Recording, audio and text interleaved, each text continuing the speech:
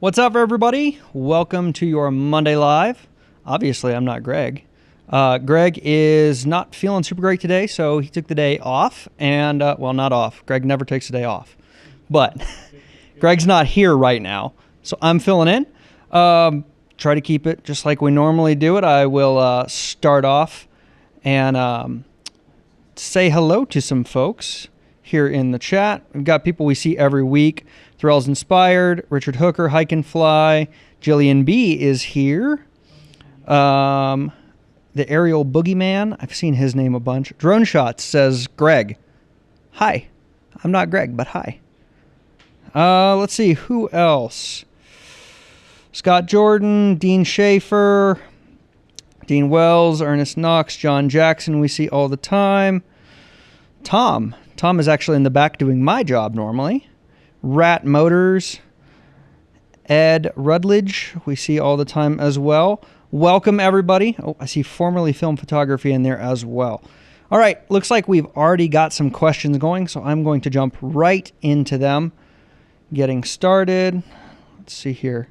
Can you tell I don't do this all the time? Kind of slower than Greg on this. Rick Horn. If there is no roof on a stadium, does the FAA control the airspace within the stadium, but below the top of the structure, so effectively within the structure? If there is no roof on that stadium, the FAA does control all the way down to the grass.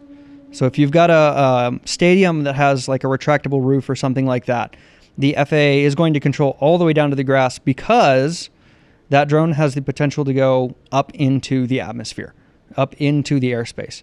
So if the stadium roof is closed or there's a net over the top, then they're good. No FAA control. If it is open and you could, in theory, fly your drone up and out of the stadium, then the FAA is going to control that. Joe, I don't know how to say that. I'm sorry, Joe, about your last name. Can you clarify the current rules for flying over people? Well, it's going to depend. Are you Part 107 and flying under Part 107, or are you flying under 44809? 44809 is easy. You got to follow the CBO guidelines. Currently, none of the CBOs allow flight over people. So no for recreation. Now that's not a codified rule. Again, that's CBO guidelines. For Part 107, if you are flying over people, you need a categorized drone, a waiver, or that person needs to be part of your crew. If you do not fit one of those three, you are not allowed to fly over people, even in transit flight. It's a question we get all the time. Even in transit flight, you cannot fly over people without a categorized drone, a waiver, or them being part of your crew. And then I'm not going to do a whole lesson on categories. I think that we have a video somewhere explaining the categories. So I'd recommend checking that out. And if not, I'm sure we have an article explaining them. But categories are different weights of aircraft that give permission for slightly different things depending on how big the aircraft is and what approvals it has. Dean Wells, what is your opinion on DJI suing the U.S. government? I knew this one was going to come up, and this is actually what I've spent my afternoon on, is reading, and we're working on an entire video about this, reading that entire lawsuit. My opinion is that right now I think the DoD needs to come up with something that is kind of concrete. And if they don't, then I don't think DJI is going to have a difficult time winning this lawsuit. Yeah. We are going to talk about this during our news update later this week. We're going to have a full video on this, and then we talked about this as well in the community some on post-flight. Eric says, I have to fly in zero grid next week. I'm Part 107.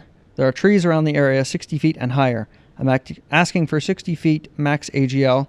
What are the odds this will be approved? Eric, I would apply, as part of your application, I would say the trees are 60 feet tall. I'm asking to operate below the trees, below the vegetation, below the buildings. And then say, if there's a manned aircraft or a traditional aircraft in this area, we have bigger problems because they're in the trees. I don't think you should have a problem getting that if you word it that way.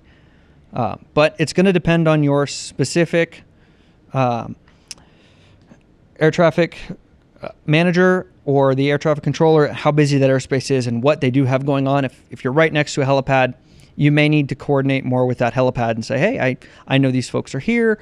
I'm aware of them. I will listen to them. Hey, I've gone over and I've already talked to them. I know that they operate between these times and these times, so I'm not going to be, interfering with their operation. Anything you can do to make ATC feel comfortable about letting you fly in the airspace is the best. Ernest Knox, what can you say about the customs issue and DJI having to sue the DoD over falsely being designated as a Chinese military company? Like I just said, we are going to cover that in the news update. We've covered it on post-flight. We're going to have a full video about the lawsuit. Now, with the customs issue, I don't really know what there is to say. We know that certain people are having things being held up in customs. Other people aren't. We don't have an Air 3 yet an Air 3S yet from DJI, but we've heard a lot of other people, and we're seeing people in the community even get Air 3Ss who purchase them. So it's really difficult to say exactly what is being restricted, where it's being restricted. And yeah, I'm hoping that this lawsuit will bring, hopefully, that to an end, but we'll have to wait and see. Canavan Sky Films. The real estate agents are posting jobs literally right on the airport. The FAA denies requests every time. Are those jobs impossible to do? And are the real estate companies unaware entirely? They're probably not unaware entirely. They're probably posting those there because then they don't have to do it. But no, I don't think they're impossible to do. I have flown at Prescott Airport with Greg. Greg did a lot of the approvals for that. That was before I was a full-time Pilot Institute employee. But we flew on the airport property about 200 feet from the runway. So is it impossible? No. You need to have the right safety mitigations, though. You need to tell the FAA what you're going to do to make sure that nothing happens, that you are safe the entire time, that there is zero chance of anything happening. And that's what's going to convince them, okay, we can let this guy here. You may be, if you're requesting 100 feet, it's too high. I think we had 40 feet or 45 feet. I don't remember the specifics of that authorization, but we were below the power poles in the area, and we couldn't go above them, even to get different sorts of shots that we needed to. So, you stay low, stay away from the runway. Google Earth is a great tool if you want to draw out exactly where you want to fly. Make a KMZ or a KML of where you want to fly, and maybe your flight route and your geofencing or whatever, and then put that in as part of your application, saying this is the location I want to fly. You can do a distance limit on your drone and an altitude limit, so you can set yourself a geofence on your drone. Set yourself a geofence on your drone so that they're comfortable, like, hey, my drone's geofenced to this area from the controller, and this is where I'm going to fly. So even if I wanted to, the drone's not going to fly to the runway. That kind of stuff is going to be very beneficial when applying to fly on an airport. These weekly questions and answers are very helpful. Good, I'm very glad. Is there any logical reason to buy propeller guards from a Mini 4 Pro since it hasn't been categorized as 2 or 3? James, if you buy propeller guards for your Mini 3 or Mini 4 Pro, it becomes very, very easy to get that waiver if you have a Part 107. If you don't have a Part 107, no. But I'm going to assume, because you're asking about the categories, you do have a Part 107. That waiver is pretty simple, pretty easy to get. I think it's 2 questions now. And all you need is prop guards, and you need an anti-collision light, which chances are you've already got that. So, and then if you're going to fly the Mini 4 Pro with the small battery, you need remote ID too. And maybe if you're going to fly inside. Yeah, maybe if you're going to fly inside as well, the prop guards might be worthwhile. Fire Chief says, good evening. I have a Mini 4 Pro and was wondering if I put a waiver for flying over people. Is it one and done, or each time I plan to do it? How much in advance? New to this. Oh, I just see Vic's comment. Greg looks different. New haircut. Yeah. So, Fire Chief, I would recommend doing what's called non-location specific and request the waiver for 4 years, 4 total years. And then every 4 years you can renew that. It doesn't have to be one and done. Waivers can be done one of two ways. They can be one and done where, hey, I want to do this. It is, very specific to this area and I need 3 days to do it. And that's fine. You can get a waiver for that. You can get authorization for that. You can also do an extended authorization or extended waiver. This is what I do when we apply for things is I try to get a waiver that is blanket for X number of years. That way, if something happens when we go out and shoot and we need to refilm something, we can go back and do it. Or we can wait for the conditions to be right and do it again. We don't have to wait for the entire waiver process to renew to get another week or 2-week window to do our operation. If I were to take my Mavic, say Mavic 4 Pro, I'm going to assume you mean Mavic 3 Pro. If I were to take my Mavic 3 Pro and add prop guards, extended battery, or do you mean mini? I'm thinking mini now, yeah. If I were to take my Mini 4 Pro, add prop guards, extended battery, a parachute device, would it be classified as Cat 1 or would it have to be approved? Stinker, I am going to say, assuming Mini first, Mini 4 Pro first. All you need is a prop guard. You're going to use the extended battery, so you have remote ID. You need an anti-collision light. Apply for a waiver. It's not going to be a categorized drone, but you can operate under very similar terms with a waiver. Mavic 3 Pro with prop guards and a parachute, yes, you can get a waiver for that as well, but it's not going to be category 2 or 3. And again, neither of those are going to be category 1.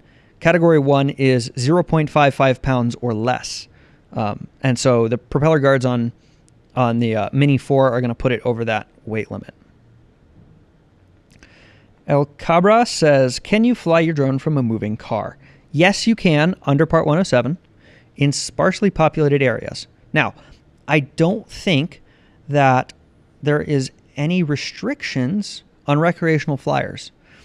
Just because you can doesn't mean you should, but I don't think, please don't quote me on this, I don't have all 4 CBO guidelines right here, but I don't think there are restrictions in the CBO guidelines about flying from a moving car. None your business. Like Greg, I really like your name. Hey Greg, I was wondering if granted a waiver for OOP and operations over moving vehicles, is there usually stipulations? Yes, there are. Is it prohibited to hover or frequently traverse over people? Our waiver very much mimics category 1 and 2 for any drone under 400 grams. So for us, that's the Avata 2, that's the Mini 3 Pro, Mini 4 Pro, and the Nano if we got prop guards for it as well. But yes, we are not allowed to sustain flight over moving vehicles. We have to. We can transit. We're not allowed to. We're not allowed to stay and hover. So, yes, there are stipulations. It's a big thing you need to do when you get your waiver application back. Is read it and read what the stipulations are, because you may have applied for something and the FAA says, well, this is how you're going to do it. So even though you applied for it and they approved your waiver, they gave you a stipulation that was different than your waiver. So you don't want to be operating outside your waiver. You obviously risk your certificate and everything else. Excuse me. DJ Thirsty Gaming says, how many tries do you get in the practice test? Our practice test is unlimited. Now, with that being said, there's 375 questions in it. So if you take it more than 5 or 6 times, you're going to have most likely seen just about every question. So my recommendation is take the practice test, wait 2 or 3 days, review the areas you missed. After that 2 or 3 days, go back and hit it again. You should see different questions. You may see some of the same questions, but you have taken long enough between that you shouldn't have memorized any of them. So that's really the big thing we don't want you to do is memorize the questions, because, well, then you're going to get everything right. You may go to the test and not get everything right. Would it be covered under 44809 for a student to fly and take pictures for a photography class? Sky Curtain, it's going to depend on whether or not that student is any random person or if that student is in an actual school, and I mean like a university, a high school, middle school, elementary school, one of those things. Primary school and secondary school, so elementary, middle, high, and then university or colleges qualify for 44809 now. Any of those operations do. If you are teaching someone else, then technically no. But if you have your Part 107, they can be a person manipulating the controls while you are the piloting command.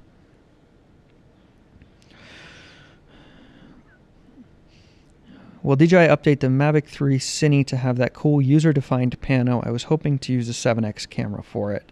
Quick Cat, do you mean the, I think it's the AI inspection tool on the Mavic, no, the Matrice 30 and the H20 and H30 series? Because there's a manual panorama that you can do on the Air 3S. yeah, but this is asking about the Mavic 3 Cine. So, well, what I am thinking of, and I'm probably not thinking of the right thing, is I think it's called AI Spot Check on the M30, and it allows you to draw an area, and then it uses the zoom camera to take pictures of all of those and stitch them back together in the back end. And if it had that, I wish that is, I would love to do something like that. Personally, I like taking pictures, not so much video. So if you could do that with a 7X camera or a 3X camera on one of these, I would be thrilled. 3S. Practicing photography says, anyone else seeing their drone delayed for unknown reasons in the middle of transit? I'm going to take a wild guess and say it's probably customs if you ordered from DJI. If you didn't order from DJI, and whatever company you did order from doesn't have any in stock, it's probably still customs. Now, if it's not a DJI at all, I don't know. Sorry. Bosch Michael, what are your thoughts on the lawsuit against the DoD by DJI? We've answered this a couple times. I'm going to real quickly run through it. I think that the DoD needs to present some evidence, which is what we've all been asking for a while, or they need to take DJI off the list. And honestly, I think that if they go through the trial and they don't present any hard evidence, DJI will win. Personal opinion. But we'll have a full video coming out on that soon. We talked about it during post-flight today, and we will talk about it on Friday during news update. Yep. What's your opinion for ND filters? Well, ND filters are a fantastic tool in the toolbox, but I'm not sure what you mean by what's your opinion on them. We test a number of different brands here, and really depending on the drone, we see different results with different brands. So, some of them nail it, and some of them miss the mark quite a bit. So, if you want better video, yeah. Well, if you want video, sure, you need ND filters, but they're a tool in the toolbox, right? So it's not the end all be all for everything, but it's a great tool in your toolbox. Sunny Sun, hello, I want to buy my very first drone here in Canada. I've been looking at the DJI Mini 4 Pro, but been wondering if I should wait until the Mini 5 Pro comes out. I wouldn't wait, honestly. The jump from Mini 3 Pro to Mini 4 Pro was very incremental. It was small. Not that the Mini 4 Pro is by any means a bad drone, but you're getting very much the same photos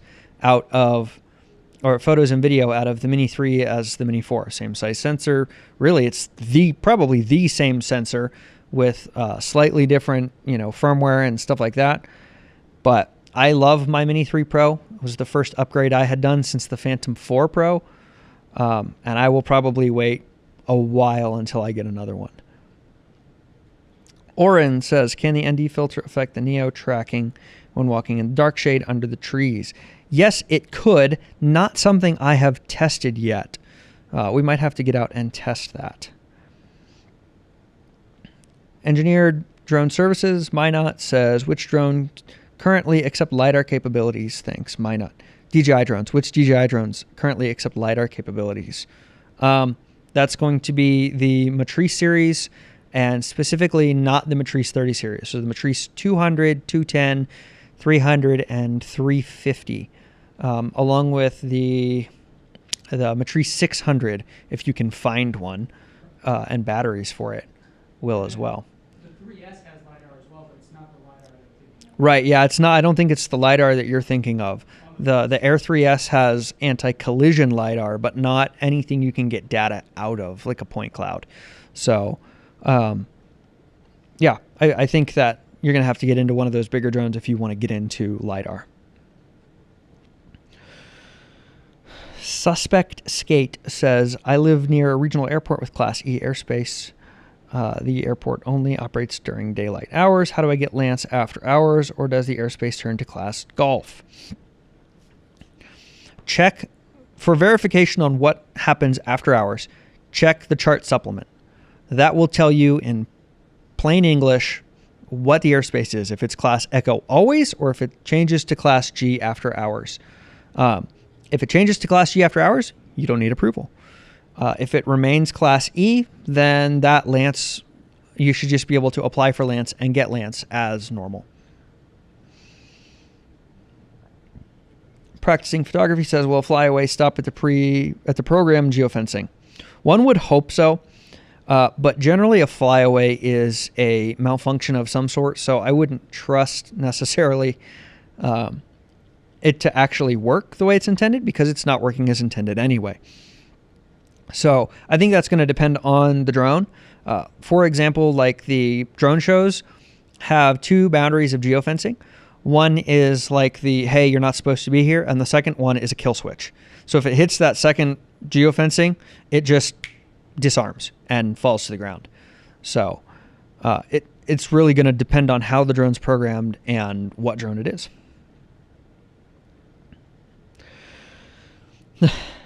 Bob White says there are a lot of YouTube influencers flying the Neo on their channels without any visible remote ID module. Is this legal? I can't tell you if it's legal or not, because I don't know for a fact where they flew. So, is there illegal things on YouTube? Yes, there are. Absolutely. With that being said, if they're flying at 10 feet from them, is it really that big of an issue? No. It only becomes an issue if or when something happens. So, yeah, I wouldn't pursue telling any of those people that they're flying illegally or anything like that. You know, let it ride. As much as we don't necessarily like that, you know, let it ride unless they're doing something dangerous, which most of these people are not going to fly, you know, near an airport or anything like that. Now, if you do see somebody flying a Neo off the end of a runway or something with no remote ID, then yeah, maybe go have a chat with them and be like, hey, do you know what you're doing is not safe? But I would word it that way and not, hey, do you know what you're doing is illegal? So we all need to be ambassadors when we can for this hobby and industry. Don M, do I need to buy a DJI Air 3S?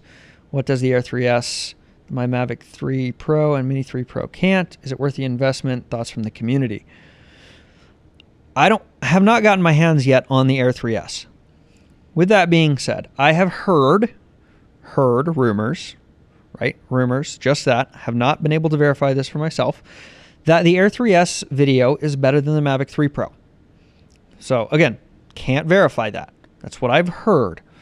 I would say, you know, if you have the opportunity to see one and try it out and maybe download some like raw video files and compare it, then, you know, use that to make your decision. But I wouldn't just go buy one because it's the newest, latest, greatest thing, especially if you have the step up, so to speak, and the step down, so to speak. So, yeah, I don't think you necessarily need one unless you really want it. Supreme Detailing Services. Good evening. For the Mini 3, do the prop guards need to be 360 or just any prop guards? Assuming you are asking about for waivers, I would recommend the prop guards to cover as much as possible. In the event something happens, you want that, whatever happens, you want the drone and whoever it hits or whatever it hits to be as protected as possible. It's going to minimize the chances you have to report it to the FAA. So I would spend the extra money and just get the good prop guards. Get the ones that completely shroud the props instead of the ones that are just a stick out and then like a half circle. Bem says, I emailed you, but you get the community's opinion. I have a local photographer who now has a drone and is advertising drone services. Check the FAA website. He's not there. What to do? I would reach out to them. And again, try to be an ambassador. Hey, do you know that you need this? Hey, if you have your Part 107, hey, can we, would you like some pointers? I see you're getting into this. Maybe you can form a partnership there or something like that. But I don't know that I would do a whole lot other than say, hey, you need to get your Part 107. It's required by law. Until they do something that is reckless and dangerous. And then, yes, I would probably report them to the FSDO. If they're, again, flying off the end of a runway or something, or right next to a hospital helipad while there is a medevac coming in, then yeah, I'm going to report those people. But just for the random guy who goes and take pictures of somebody's property out in the middle of nowhere, you're never going to be able to stop all of those people. So it's better that we just try to be positive and promote positivity within the industry. Indy 125, I'm a rec flyer over 250 with prop cards, Mini 4 Pro, and in controlled airspace. Can I fly at chest level on a sidewalk as I walk behind it, not over people or a road? Yeah, as long as you're not flying over people or over active, moving cars, you're fine. Yeah, you're good. Rob Ward, thanks Pilot Institute and Vic Moss for the info on OP and operations over moving vehicle waiver. Got mine, bought the Mini 4 Pro yesterday, prop guards, anti-collision light. Nice, congratulations. Stephen Belt, I live near Washington, D.C. area. I have my Part 107. How can I get a waiver for real estate in the 30-mile no drone zone in and around the city? So there is a specific TSA training that you need to take, and then you have to be credentialed through TSA. I do not know exactly what the process is. There is an FAA website for it, though, and the course that you need to take is on FAAsafety.gov. It's not a common one we get, so I don't have the course number memorized.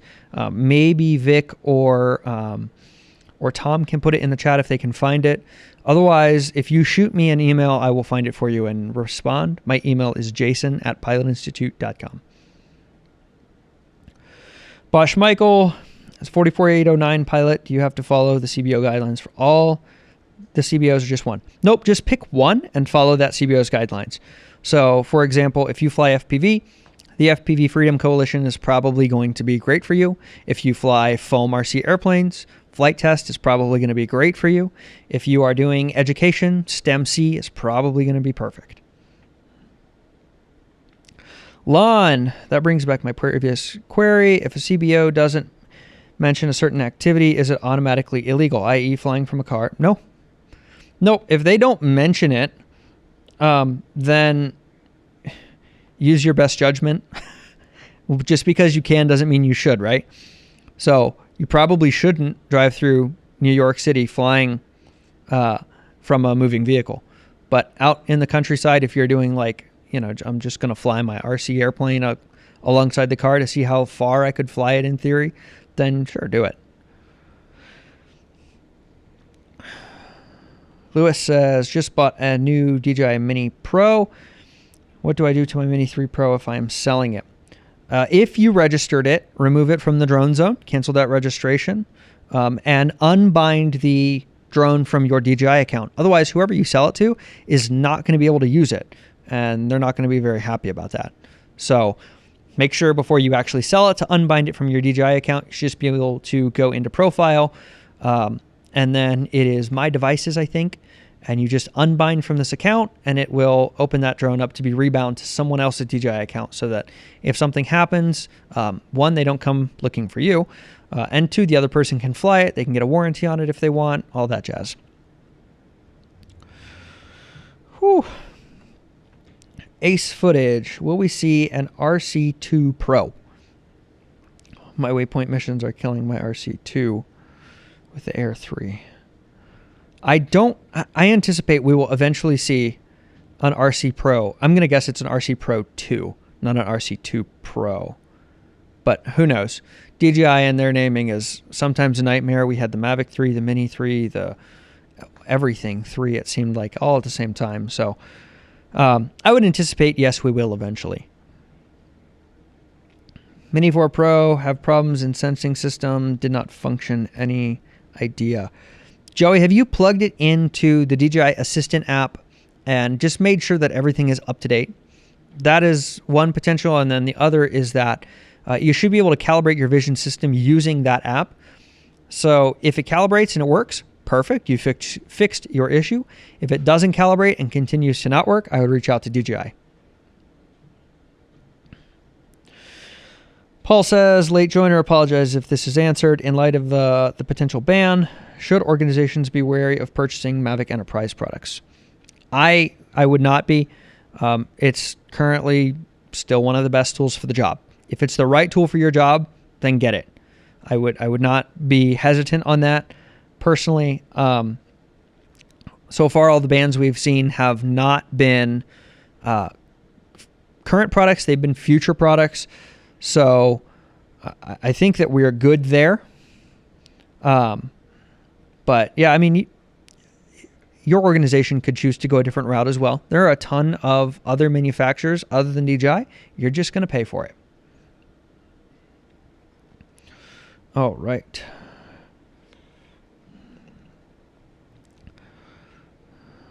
Let's see. Justin says, I live between 15 and 30 miles from DC where I can fly. Do all drones, including sub-250 recreational drones, have to be registered in the special flight rules area? Justin, I'm not sure. You should pull up the special flight rules for the DC area and read the special flight rules. It may require all drones to be registered and have remote ID regardless of weight and all that jazz, because it is a special flight rules area. That's what's weird about these areas is we've got two here in Arizona.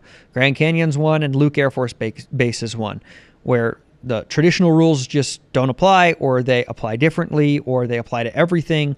So it's special flight rules. Minot says, thanks for the info, Jason. When will Greg retire and you take over the Q&A? Well, I'm gonna guess that Greg is in the chat here, or has been. He's probably lurking. But you hear that, Greg? He's a lurker, probably. Ed says, has anyone in this chat ordered an Air 3S from DJI and actually received it? I don't know. We have not ordered one, and we have not gotten one from DJI either. So let's see. Is it advisable to get a wide lens for the Mavic 3 Classic from a non-DJI merch?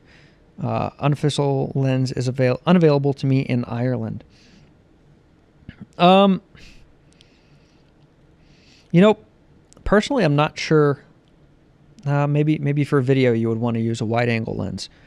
I would look up reviews before you buy a lens like that. Specifically reviews from like somebody on YouTube where you can see it on the drone. Does it fit well? Does the camera quality, not seem to change a whole lot? I don't know. I have trouble recommending you buy a lens that I have no experience with, and I've probably never seen. So The Classic is already wide. yeah, the Classic is already wide, but maybe if you want wider for shooting video for something. Otherwise, if you're taking pictures, just use pano. Yeah. InFocus Aerial Media says, so if the drone ban passes, what will we be able to use our Chinese drones for Part 107? From what I understand, if the drone ban passes, we will be able to continue to use whatever drones we have. DJI will be able to continue to sell whatever drones currently are available. They will not be able to introduce new products, which is one of our bigger gripes here, which is if these are truly a security issue, why are we going to continue to fly them? Why are we going to continue to allow them to be sold? We're only banning new products, which is part of the reason that we say this doesn't really look like it's a security issue. It looks like it's an issue of competition, but it's a whole different discussion. Sparky says, is Greg out getting his chest waxed again? I'm going to let Greg respond to you. I'm sure that he's on here lurking. Yep, he just commented. He is lurking indeed. There you go. Greg, Sparky has a question for you. I'll dig it says, have you heard rumors of an Air 3 Pro? The Air 3S just came out. I have not heard rumors of an Air 3 Pro. I don't know. I don't think we need another Air 3 right now. We've got 2. And really, we've got the Specta as well, which is 3. So we'll have to see if we see a Specta Air S come out or something like that. Do you think with firmware update, Mavic 3 Pro can come closer to what Air 3S have in terms of more accurate object detection and tracking and stuff like that? Advanced return to home. Maybe. I think the Mavic 3 Pro is limited some in hardware. It doesn't have that LiDAR that the Air 3S has. So I think that object detection and tracking is going to be potentially more slightly limited than the Air 3S, but we'll see. DJI is pretty good about releasing new updates. Minor update to the Air 3 that allows some of the tracking, but it's not LiDAR tracking. But where it shows the car and stuff like that. Bosch Michael, if you're flying under 44809 and have a family member or friend happens to be with you, do they have to have a trust certificate to fly the drone, or can they fly it while you are co-located with them? Bosch, there is no exception to the trust rule. So technically, yes, they need to have trust. Trust it's easy. If you think they're going to fly, just have them take it. It's easy. It's good forever, right? Just get it done, you know. Now, if you do it, no one's going to find out as long as nothing happens. What if they're using a Part 107? If they are using a Part 107, but that was not the question. If you're using a Part 107, then yes, you only need one person with a Part 107. They act as pilot in command. Another person can stand next to them and fly. James Thomas, I heard the flight simulator is no longer being supported by DJI. Is there another viable alternative so I do not crash my drone learning how to use the RC? First, that stinks. I have not heard that. As far as I know, there is not another alternative that will allow DJI controllers to be plugged into it. We use a ton of them here in the studio for different things. We use Zephyr with a generic controller. We use DRL Sim. We use Velocidrone, but none of those are DJI drones really with a DJI controller. So I'm not sure. I don't think there is another alternative at this time. See, yep, Greg is lurking. Aladdin says, if I have a drone registered under Part 107 account at the drone zone, can my wife use this drone recreationally when she only has trust? Yes, she can. Yep, she absolutely can. So the registration under Part 107 covers both Part 107 and recreational use. So yeah, as long as that drone is registered, you're good. And I'm going to assume that drone is larger than 0.55 pounds. If it is not, then, she could technically fly that without registration, but that's beside the point. First Matic, Jason won't be able to take over for Greg until he can remember to turn on the lava lamp. We needed to turn that on like 8 hours ago so it could heat up. And that's not an exaggeration. To be fair, Zach did ask. Oh, Zach asked. Zach was trying to help me out. Look at that. Greg says, Sparky, getting my chest waxed is probably more fun than what I have right now. Well, Greg, we miss you. We can't wait for you to be back. Ben is rolling over here, so I'm sure he's going to say something about Crumble. No, not at all. I was going to say, we don't have many more questions in the chat, so get those questions going. Yeah, we don't have that many more questions in the chat, so open up those questions. Yeah, if you've got them, send them, please. So we have a cinematic workshop that's going out on the premium community this week Kenji. From Kenji. Yeah, Kenji's workshop is going live on the community this week. So if you're unfamiliar with our community, we have a community of what? Almost, Jillian will know the number. I think it's almost 45,000 people now.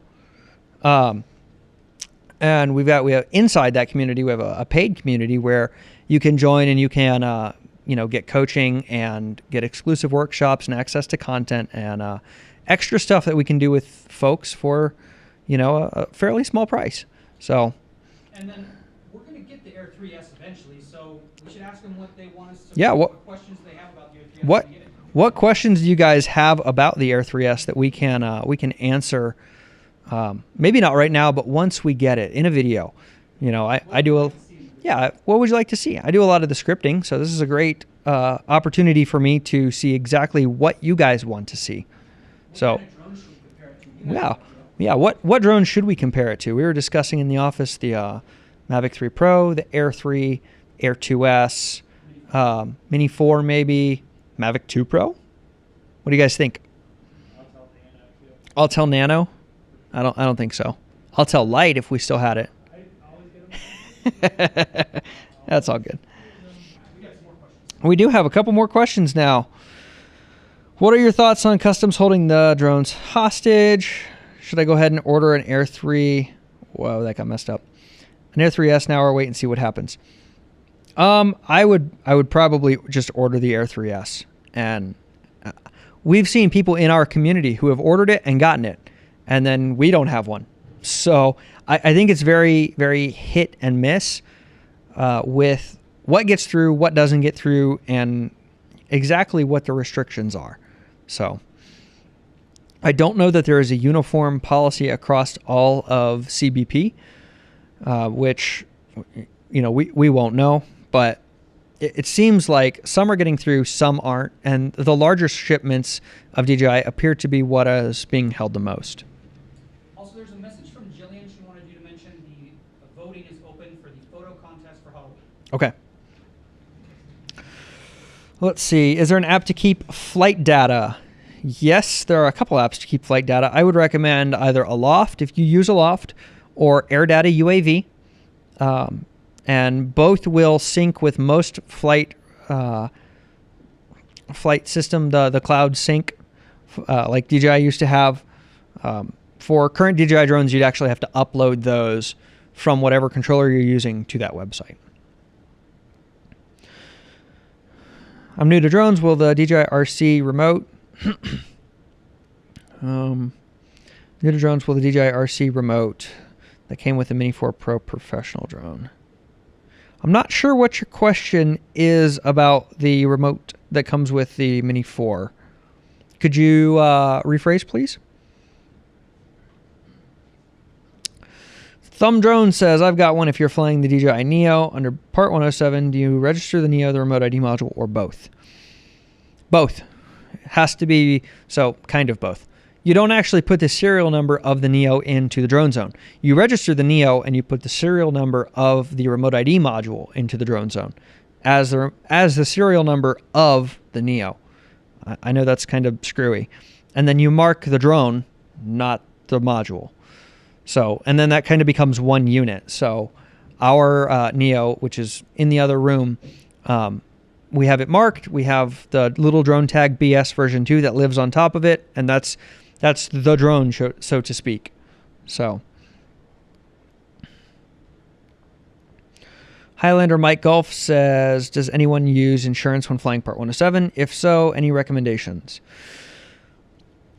Our insurance is done through our entire business policy, so I don't have any specific recommendations. I think we recommend the Hartford, something like that. I've heard of State Farm doing it as well. There are a couple aviation specific, but I can't remember any of them right now. What did you have one, Ethan? I was just going to say $1 million coverage. Oh, yep. Yeah, you can get much higher. Cloud Camper, what's the best DJI drone and controller for mapping? How precise do you need to be? The Mavic 3 Enterprise is great for mapping.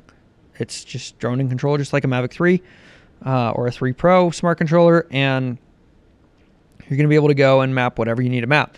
If you need more precision, or you want a better camera or something like that, you can upgrade to the M350 and the P1, but you're talking about orders of magnitude higher in cost. And then RTK is available for both. So if you can deal with one more flyover people question, yeah, why not? With the DJI Neo and Holy Stern Remote ID, can I then fly over people with or without Part 107? You have to have Part 107 to fly over people. Otherwise, you have to follow those CBO guidelines. And again, none of those CBO guidelines allow for flight over people. So, Part 107, Holy Stern Remote ID, DJI Neo. As long as that, which I'm pretty sure it is, as long as that is under 0.55 pounds, you're good. You can fly over people with a Part 107 with it registered. Bosch Michael, have you seen the YouTube videos of the Air 3S being launched from an underground parking lot and them using the RTH feature? Yes, it was nuts. I have not. I'm going to guess, though, that that is because the RTH update is based on the LiDAR. So when the LiDAR spins around, it's making a virtual map of where it is. Now, we've seen this before in the Parrot, Anafi, and Skydio drones as well, where they have essentially a dedicated set of memory that is creating a virtual environment for wherever it's flying. And so that LiDAR is just constantly collecting data and updating that environment as it goes. So I haven't seen it yet, but I completely believe it. So practicing photography other than the drone training, what does Pilot Institute do? Do you do any commercial contracts for flying? We just do drone training and, videos, really. And not just drone training, right? We do a ton of stuff on the airplane side. We have a whole team of folks for airplane. We have a team of folks for helicopter. We're going to be releasing helicopter courses shortly. So we kind of do aviation training as a whole. We're, breaking into virtual reality for doing some different training on the airplane side. If you've seen us at trade shows, a lot of times we have a set of VR goggles with us, and we're like, hey, try these on. Check this out. What do you think? So we do a ton of stuff. Anything we can do to make training easier, whether it's for drones, airplanes, helicopters, we're here for it. Fire Chief. One day I can fly in zero grid with approval. A couple days later, I can't. Something I'm doing wrong. What do you mean by approval? And Fire Chief, does that mean that you are currently a Fire Chief? Are you flying for public safety on emergency situations? Give us a little bit more details on this, because there are a couple different ways this can go. AZMTB Fix. Reviews never seem to discuss it, but is the hardware any more speedy / powerful on the Pro version of the remote for the Mavic 3 Pro and similar models? I don't actually know. I don't know for sure. As far as I know, the primary difference between the Pro and the, just like the DJI RC is that one has an open SDK, one does not. So for me, it would, seem to reason that yes, it may be more powerful, or there may be additional memory or something of that nature to account for potentially an SDK. But otherwise, I don't think that I've ever seen any specs that point out or show any differences like that. Now I'm going to have to go research.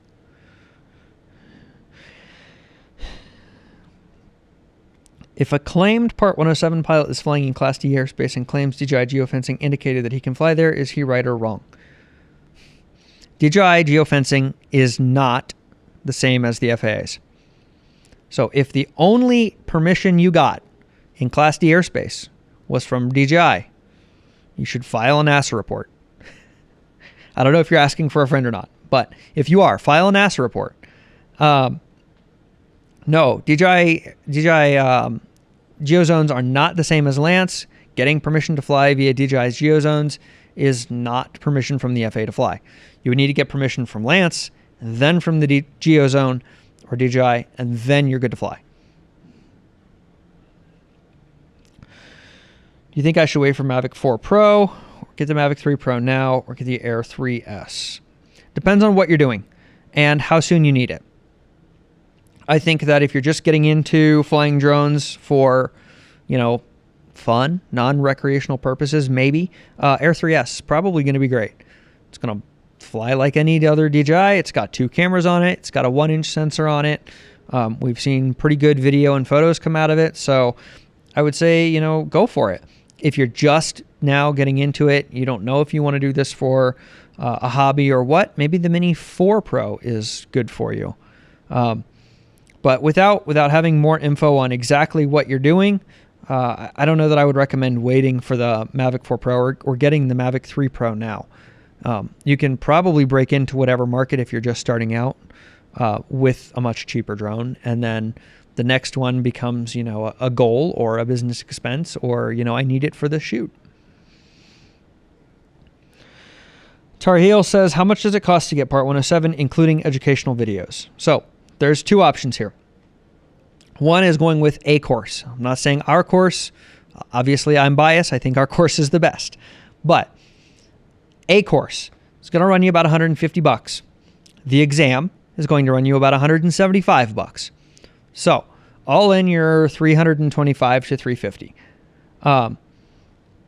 Based on data that the FAA has released that we crunched earlier this year, if you do not take a course, you do not take any sort of training, and you self-study, YouTube, university, all that, just looking at what's on the internet, about 1 in 3 people fail that first time.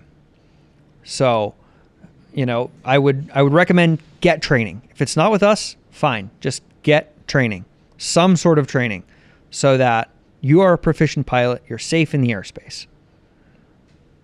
Yes, Ben, you in the back. Yep. How much does it cost to get a free Pilot Institute T-shirt? How much does it cost to get a free Pilot Institute T-shirt? By taking the exam. By taking the exam. Well, technically, it still costs $325. But if you get a 90% on the exam, we will send you a free T-shirt. For free. Jim says, DJI says, flight data is being removed from the app. Will it still exist on the RC2? Yes, your flight data will still exist on your controller. You can manually upload it to your preferred system, whether that's Aloft, Air Control, or Air Data UAV, or something else. You can still upload it there. Brian, when is it necessary to get drone insurance, Part 107 and recreational? Is there anything you'd recommend? I would say that if you are doing this commercially, I would have some sort of business insurance at the very least. Recreational, I don't know that you're going to need insurance unless you fly somewhere that requires you to have insurance. So is there anything I would recommend? No, not really. If you're adding this to an existing business, see if it can be lumped under your existing policy, because if it can be, you're going to save money on it. And if it can't be, then, get your insurance differently, or, shop around. But make sure that you compare, premiums, deductibles, and then actually compare what does the policy cover. So one says, what's the difference between the Air 3S and the Mavic 3 Pro cameras? So the Air 3S has a 1-inch wide angle camera and a 1/1.3 inch 3x camera.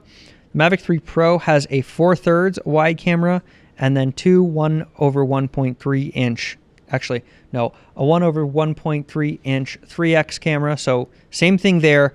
The smaller camera, I believe, is 1/2-inch sensor for the 7X. So slightly different.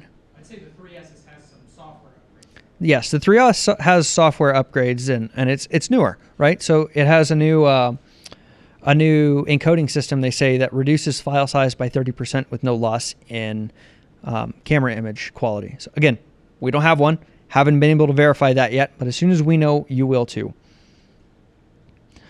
Can someone put a link for the BS remote ID? That's funny. To use on my Neo if it actually gets to me. Practicing photography, if nobody can find it here, shoot me an email and I'll get you a link. Or just shoot the main line an email, contact@pilotinstitute.com. I think I sent 3 or 4 people last Tuesday a link to it. So, Joe, hi. It's Joe, owner of Iconic Drone Education. I'm in Mexico. Do you know the drone rules here? I do not know the drone rules in Mexico. I am sorry. We specialize in the U.S. It's hard enough to keep track of all of them here. So those are the drone rules in Mexico. I'm slightly being 100%. Lance, let's see. Fire Chief says Lance approved. It keeps rejecting. Retired Fire Chief, but on search and rescue. So Chief, if you are flying search and rescue, you have the ability to get what's called an SGI waiver. So if it's a life or death situation, you can get an emergency waiver from an entity at the FAA called SOSC. You call them basically, you tell them what is happening, and they push you through a waiver, generally in 5 minutes or so.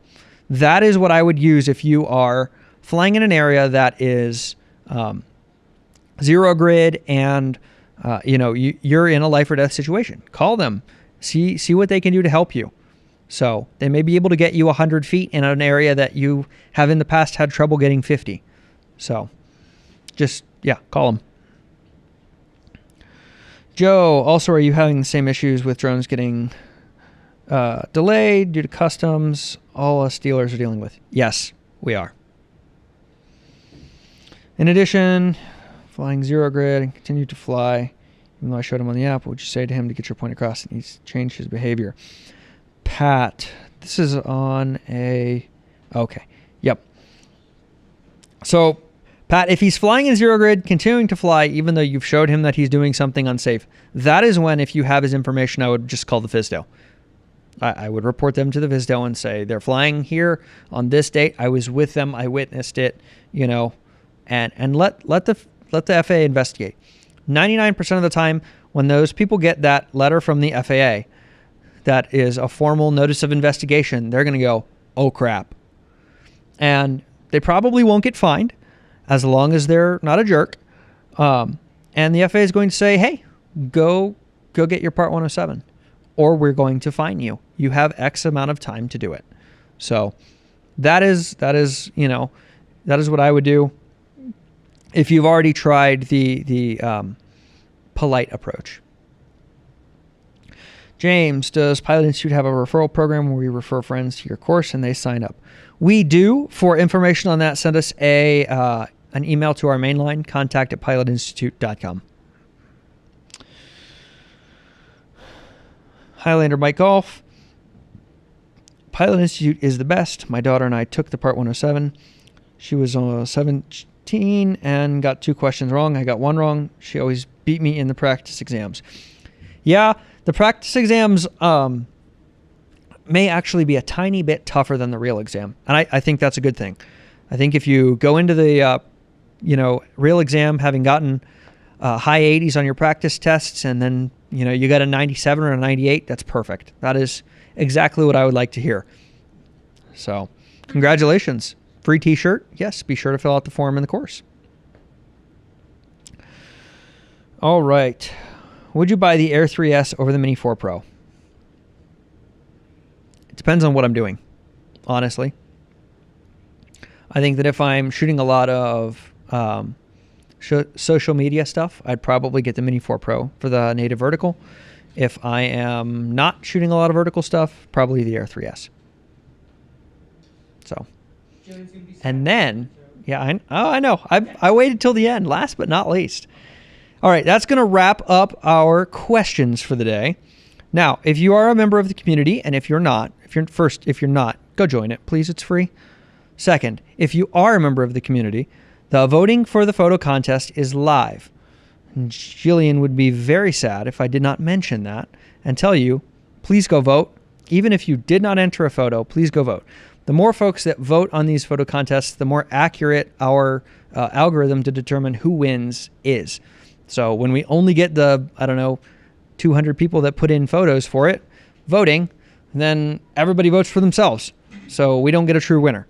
Please go vote if you're in the community. And that's going to wrap it up here. It's more fun than regular voting, of course.